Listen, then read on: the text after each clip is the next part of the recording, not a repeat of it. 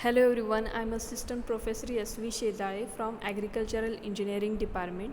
In last session we learn about factors affecting on runoff. Okay, last session मध्ये आपण काय पाहिलं की runoff वरती कोणकोणते फॅक्टर्स अफेक्ट करतात, जसं की क्लायमेटिक फॅक्टर्स असतील, त्यानंतर फिजिओग्राफिक फॅक्टर्स असतील. ओके, आता या सेशनमध्ये आपण पाहणार आहोत क्यू पीक मीन्स पीक रन ऑफ रेट कसं कॅल्क्युलेट करायचं. ठीक आहे, तर आता क्यू पीक काढण्याच्या वेगवेगळ्या मेथड्स आहेत.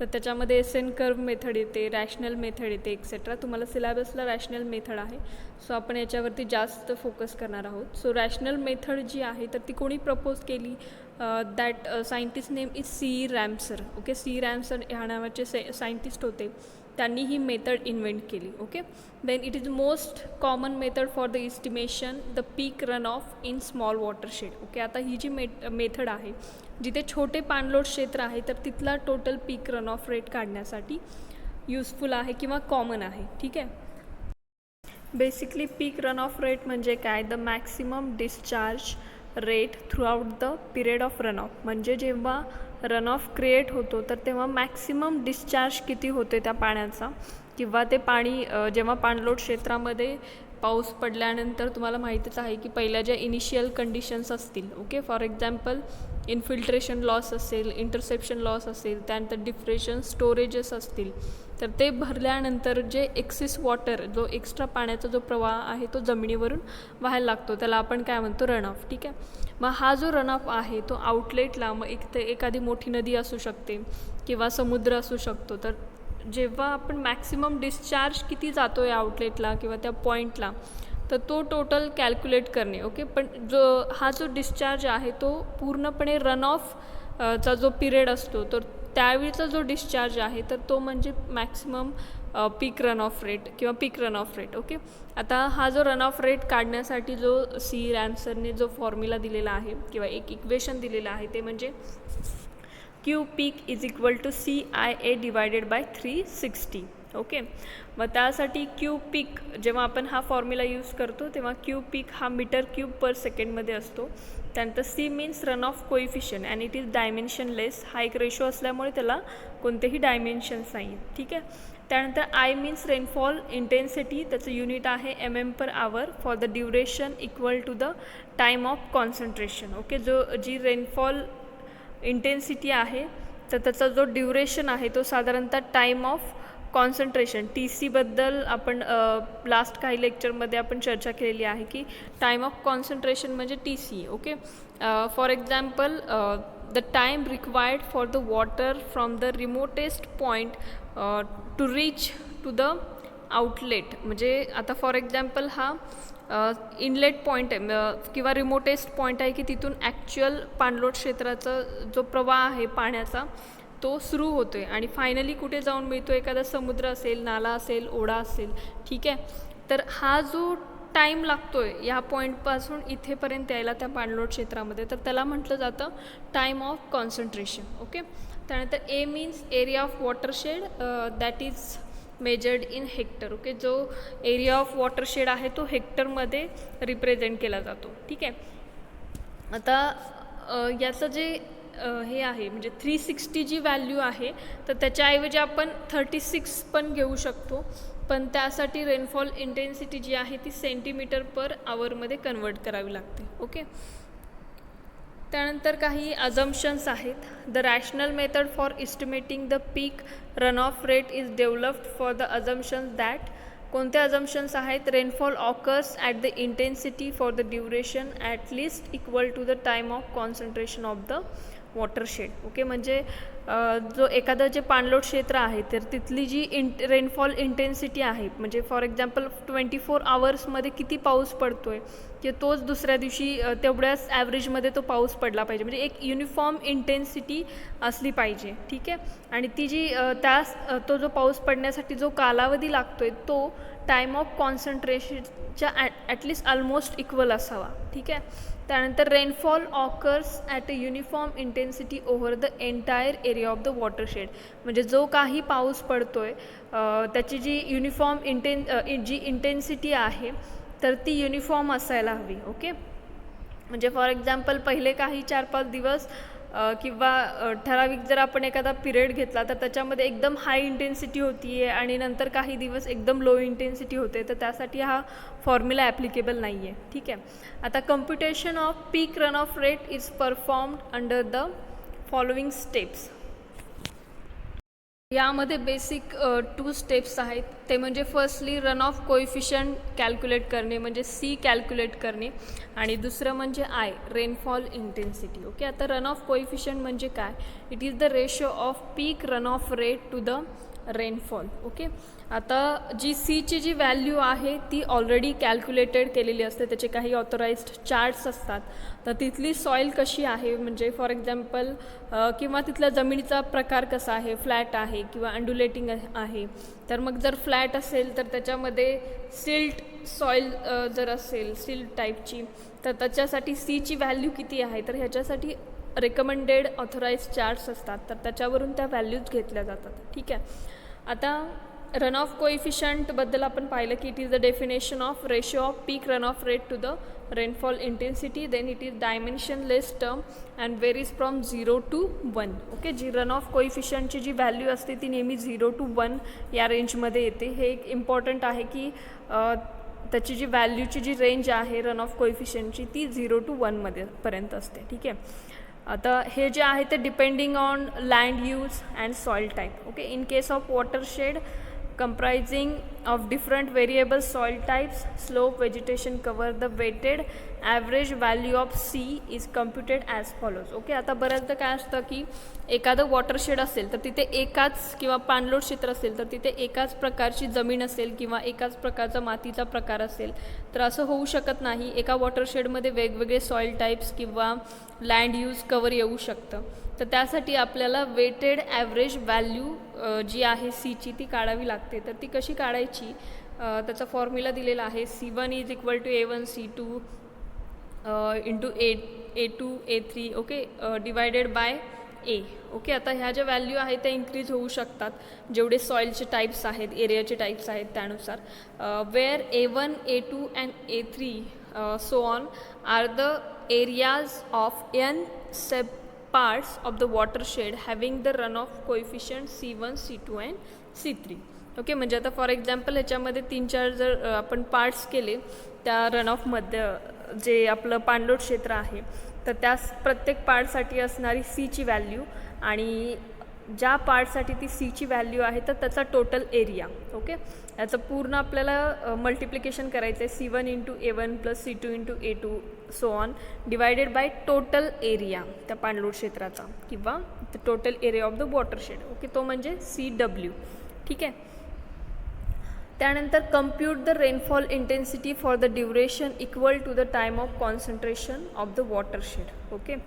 आता टाईम ऑफ कॉन्सन्ट्रेशन कसं काढायचं किंवा त्याची डेफिनेशन काय आहे. The time required to reach the surface run of from the remotest point of the watershed to its outlet is known as time of concentration. ही डेफिनेशन महत्त्वाची आहे. ओके. ही लक्षात ठेवा आणि याबद्दल आपण मागेच डिस्कस केलं आहे. त्यानंतर computation of time of concentration, तर त्यासाठी आता हा जो TC आहे तर ते कॅल्क्युलेट करण्यासाठी किर्चिप या सायंटिस्टने इन 1940 एक इक्वेशन डेव्हलप केलेलं आहे. तर ते म्हणजे 0.02 किंवा 0.019 L raise to 0.77 into S raise to minus 0.385. Okay. हे रेज टू आहे ॲक्च्युली. ठीक आहे. Then TC means time of concentration that is represented in minutes. Then L means length of channel reach or maximum length of the flow which is given in meter. And S means average channel slope. Okay. And that is dimensionless. ठीक आहे. त्यानंतर problems पाहूयात आपण. तर already तुम्हाला जो data आहे तो दिलेलाच असतो, फक्त तुम्हाला तर ज्या व्हॅल्यूज आहेत तर त्या ॲक्युरेट त्या फॉर्म्युलामध्ये पुट ऑन करायचे. ठीक आहे. त्याचे जे काही कन्वर्जन्स असतील तर ते करून. So let's see the first formula. Calculate the time of concentration of 300 hectare size of watershed. The maximum length of the drainage course that is about 350 meter and the average slope is 4 meter by 100. Okay. So let's see the given. आता माहिती एलची value किती दिलेली आहे त्यांनी 350 metre. Okay, आणि जो slope दिलेला आहे तर तो 4 metre by 100 metre. Okay, so म्हणून आपण त्याला कन्वर्ट केलं 0.04 मध्ये. ओके, त्याचं आन्सर आलं. ओके, त्यानंतर टाईम ऑफ कॉन्सन्ट्रेशनचा फॉर्म्युला माहीतच आहे 0.02 into L raise to 0.77 S raise to -0.385. Okay, आता सगळ्या व्हॅल्यू पुट ऑन केल्यानंतर तुम्ही कॅल्सी यूज केल्यानंतर ही व्हॅल्यू येईल TC is equal to 6.28 minutes. Okay, जी TCची जी व्हॅल्यू आहे तर ती मिनिट्समध्ये असते. ठीक आहे, हे लक्षात ठेवा. आणि त्यानंतर नेक्स्ट फॉर्म्युला आहे calculate the time of concentration for the watershed in which the most remote point is 1700 metre away from the outlet and the elevation difference between the most remote point and outlet is 15 metre. Okay, आता कॅल्सीचा जो use करायचा आहे तो तुम्ही डिप्लोमामध्ये शिकला असालच. हा course तुम्हाला ऑलरेडी डिप्लोमामध्ये झालेला आहे. त्यानंतर आता आपण हे जे एक्झाम्पल आहे ते सेमिस्टर एंड एक्झाम जी होती 17-18ची, तर त्याच्यामध्ये हे एक्झाम्पल आलं होतं. तर याच्यामध्ये आपण गिवन पाहूयात. आपल्याला ऑलरेडी जी लेंथ आहे ती दिलेली आहे दॅट इज अबाउट 1700 मीटर आणि जो स्लोप आहे आता या एक्झाम्पलमध्ये आपल्याला त्यांनी डिरेक्टली स्लोप दिलेला नाही आहे, पण आपल्याला स्लोपचा फॉर्म्युला माहीत असतो की elevation difference divided by the total distance. Okay, for example इथं पॉईंट ए असेल, इथे पॉईंट बी असेल. प्रॅक्टिकल्समध्ये तुम्ही डिप्लोमाला शिकला असाल की जो स्लोप आहे तर तो कसा कॅल्क्युलेट केला जातो. तर याच्यामध्ये असणारा इलिव्हेशन डिफरन्स जो आहे तो divided by total distance. Okay, तर याच्यामध्ये जो रिमोटेस्ट पॉईंट आणि आउटलेट जो पॉईंट आहे तर त्याच्यामधला इलिव्हेशन डिफरन्स किती आहे तर 15 metre divided by total distance किती आहे तर 1700. ओके, आता या सगळ्या व्हॅल्यूज पुट ऑन केल्यानंतर फॉर्म्युलामध्ये तुम्हाला फायनली ही व्हॅल्यू भेटेल TC is equal to 37.96 minutes. Okay, त्यानंतर नेक्स्ट एक्झाम्पल आहे determine the peak run off rate for a 10 years return period to design a gully control structure and the essential details are given as follows. So first that is average runoff coefficient already दिलेला आहे तो म्हणजे 0.5. त्यानंतर rainfall intensity सुद्धा दिलेली आहे ती म्हणजे 7.5 सेंटीमीटर पर आवर आणि एरिया ऑफ द कॅचमेंट पण दिलेला आहे 75 हेक्टर. ओके, हे सर्व गिवन दिलेलं आहे. आता आपण जो फॉर्म्युला जो यूज करतो तो कोणता यूज करतो CIA डिवायडेड बाय 360. ओके, पण इथे जी रेनफॉल इंटेन्सिटी जी व्हॅल्यू दिलेली आहे ती सेंटीमीटर पर आवर दिलेली आहे. सो जेव्हा 360ने आपण डिवाइड करतो तेव्हा हे सेंटीमीटर आपल्याला MM मध्ये कन्वर्ट करायचे. ठीक आहे, सो म्हणून इथे आपण I is equal to 7.5 centimeter per hour is equal to 75 mm per आवरमध्ये कन्वर्ट केलेलं आहे. बरोबर, कारण 1 centimeter is equal to 10 mm. Okay, तर मग 7.5 सेंटीमीटर इंटू 10 म्हणजे 75 mm. ओके, आता एरिया पण आपल्याला दिलेला आहे. फॉर्म्युला तर माहीतच आहे CIA डिवायडेड बाय 360. ओके, आता या सर्व व्हॅल्यू पुट ऑन केल्यानंतर फायनल आन्सर येतं ते म्हणजे 7.8125 metre cube per second. Okay, आता नेक्स्ट एक्झाम्पल आहे determine the peak rate of run off for the watershed containing 50 hectare. So total area आपल्याला माहीत आहे 50 hectare. Cultivated land on 1% slope with run off coefficient 0.5 and maximum rainfall intensity for the period equal to the time of concentration that is 6.5 centimetre per hour. Okay, so सीची value आपल्याला माहीत आहे run off coefficient that is 0.5. Then rainfall इंटेन्सिटीची value दिलेली आहे पण इथे again centimetre per आवर दिलेली आहे तर ती आपण MM पर आवरमध्ये इथे कन्वर्ट करून घेतली. त्यानंतर एरिया तर माहीतच आहे आपल्याला 50 हेक्टर. ओके, आणि फॉर्म्युला माहीत आहे क्यूपिकचा CIA divided by 360.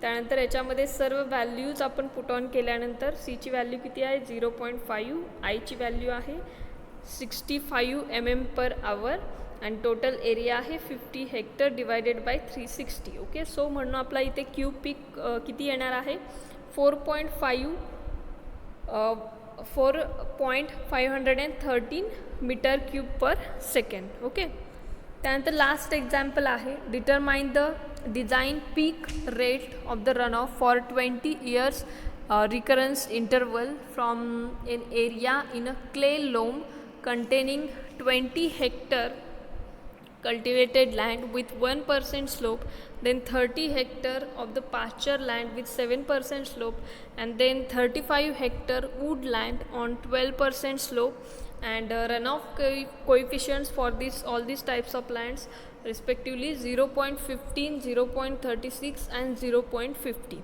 Okay, and then maximum rainfall intensity for the duration equal to the time of concentration, that is 6.3 cm/hour.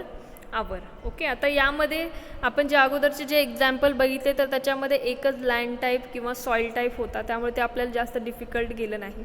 पण याच्यामध्ये त्यांनी 3 एरियाज दिलेले आहेत. तर फर्स्ट एरिया आहे तो म्हणजे 20 हेक्टर, जो क्ले लोम हा जो सॉईलचा टाईप आहे, तर त्या पूर्ण 20 हेक्टरमध्ये क्ले लोम टाईपची सॉईल आहे. ओके, त्यानंतर A2 जो दुसरा एरिया आहे 30 हेक्टर, तर तो जो एरिया आहे तर तो पाश्चरच्या अंडर आहे. ओके, म्हणजे चराऊ जी कुरण असतात तर त्याला आपण काय म्हणतो पाश्चर लँड. ओके, त्यानंतर C3 जी व्हॅल्यू आहे 35 ती वुडलँड आहे, म्हणजे तिथे फॉरेस्ट एरिया आहे. So that area that is about 35 hectare. Okay, त्याचबरोबर त्यांनी C1, C2 आणि C3च्या पण व्हॅल्यू दिलेल्या आहेत. ओके, रेनफॉल इंटेन्सिटी जी आहे ती 6.3 cm/hour आहे, ती आपल्याला MM मध्ये कन्वर्ट करून घ्यायची आहे, कारण आपण formula CIA divided by 360 use करतो. ओके, त्यानंतर आता आपल्याला तिन्ही याचे एरियाज तर माहीत आहे. सो आपण टोटल एरिया आपला किती येईल ॲडिशन करून 85 हेक्टर. ओके, आता आपल्याला CW म्हणजे आता वेटेड ॲव्हरेज जे आहे CWची, आता CW आपण केव्हा काढतो जेव्हा वेगवेगळे सॉईल टाईप्स असतात, वेगवेगळे एरियाज असतात, तर त्यावेळी आपल्याला CW काढावा लागतो. Okay, weighted run off coefficient. Okay, आता फॉर्म्युला तर आपल्याला माहीतच आहे C1 into A1 C2 A2 C3 A3 divided by area. Total area आपण मगाशीच कॅल्क्युलेट केलेला आहे. सगळ्या व्हॅल्यूज पुट ऑन केल्यानंतर फायनली CWची जी व्हॅल्यू आहे ती किती येते 0.45.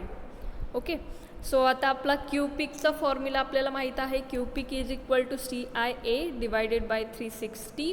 आणि आत्ताच आपण जो वेटेड रन ऑफ कोएफिशियंट आहे तो काढलेला आहे, तो किती होता तर 0.45 इंटू रेनफॉल इंटेन्सिटी त्यांनी 6.3 cm/hour मध्ये दिली होती, पण आपण जो फॉर्म्युला आहे तो CIA डिवायडेड बाय 360 यूज करतोय, तर त्यावेळी रेनफॉल इंटेन्सिटी जी आहे ती MM/hour मध्ये असायला हवी.